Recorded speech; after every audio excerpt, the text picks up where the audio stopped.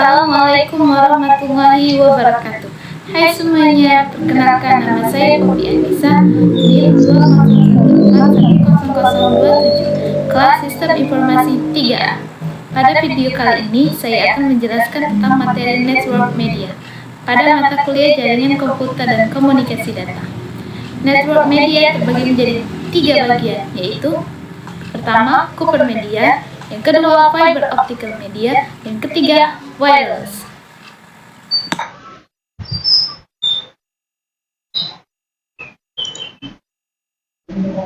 Network Media yang pertama yaitu Copper Media, atau biasa disebut dengan media tembaga, merupakan media transmisi yang terbuat dari tembaga yang biasa disebut dengan kabel.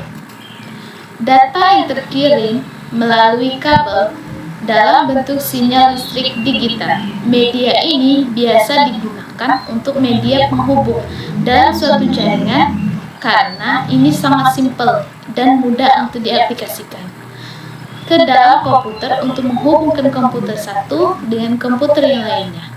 Jenis-jenis transmisi data yang digunakan jaringan antara lain, yang pertama, kabel koaksial. Kabel ini sering digunakan sebagai kabel TV. Koaksial banyak digunakan pada LAN karena melalui pelindungan udara yang bagus, mudah, dan mampu mengirim data dengan kecepatan yang standar. Yang kedua, kabel Twisted Pair atau Shaded Twisted Pair atau STP. Yang ketiga, Unshaded Pair atau UTP. Berikut gambar koaksial. Kabel Twisted Pair atau Unshaded Twisted Pair biasa disingkat dengan STP, dan Unshaded Pair atau UTP.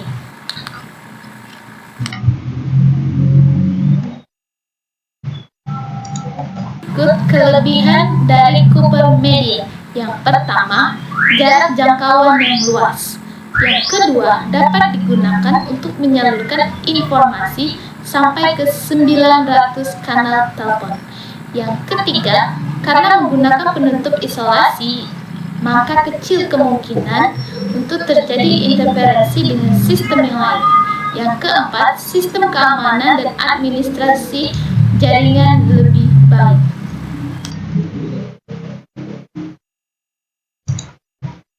Berikut kekurangan dari Copper Media. Yang pertama, instalasi yang rumit. Yang kedua, redaman yang relatif besar sehingga untuk menghubungkan jauh harus dipasangkan dengan repeater.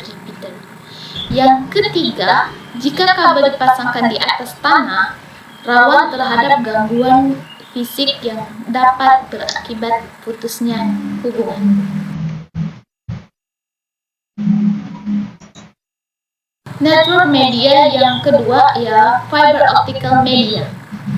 Kabel fiber optical media merupakan fiberglass tunggal dengan diameter 8,3 sampai 10 mikrometer. Memiliki satu jenis transmisi yang dapat menghantarkan data berkapasitas besar dengan kecepatan tinggi untuk jarak jauh dan membutuhkan sumber cahaya dengan lebar spektrum yang lebih kecil. Ada 3 jenis fiber optik yang biasa digunakan, yaitu yang pertama single mode, yang kedua multimode, dan yang ketiga plastic optical fiber yang berfungsi sebagai petunjuk cahaya dari ujung kabel ke ujung kabel lainnya.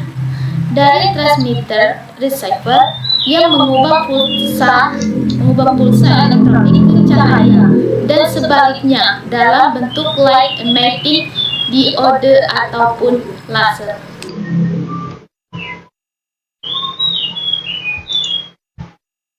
Berikut kelebihan dari fiber optical media. Yang pertama, kemampuan mengirim data dengan kapasitas yang besar dan jarak jauh. Yang kedua, kecepatan transmisi hingga mencapai gigabyte. Yang ketiga, tingkat keamanan fiber optik yang tinggi. Dan yang keempat, lebih menghemat tempat dibandingkan dengan kabel tembaga. Berikut kekurangan dari fiber optical media. Kekurangannya yang pertama, harganya yang cukup mahal Dan yang kedua, penggunaan yang cukup rumit. Network media yang ketiga yaitu wireless.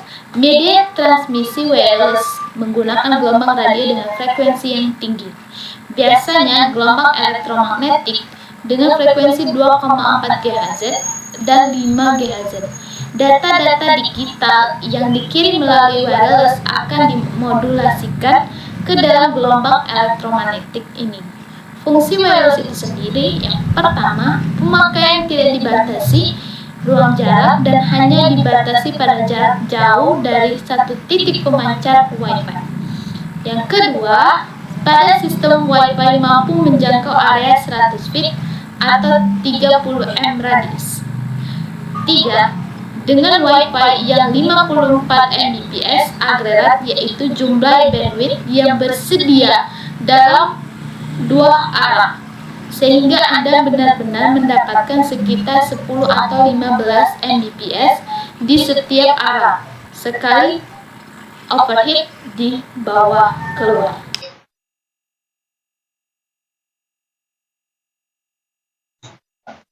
Adapun kelebihan dan kekurangan dari wireless network.